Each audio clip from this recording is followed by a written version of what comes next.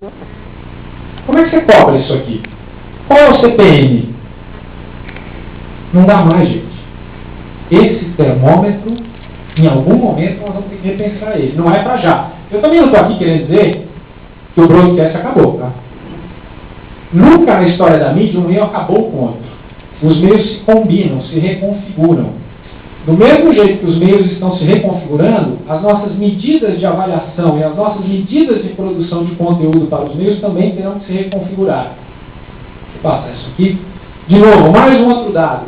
E para a gente ver como o conteúdo audiovisual é crucial nisso. Pesquisa da Universal Macan, perguntando para as pessoas: você alguma vez já fez upload de vídeos para algum site? 68% dos internautas brasileiros já fizeram. Claro que, dado que a gente é seguido pelas Filipinas, pela China e pelo México, pirataria deve ter um forte componente aí. Né? Basta a gente ver que os países que obedecem a regra da lei, Japão, bom, Hungria nem tanto, mas Estados Unidos, Japão e França, têm números muito menores que os nossos.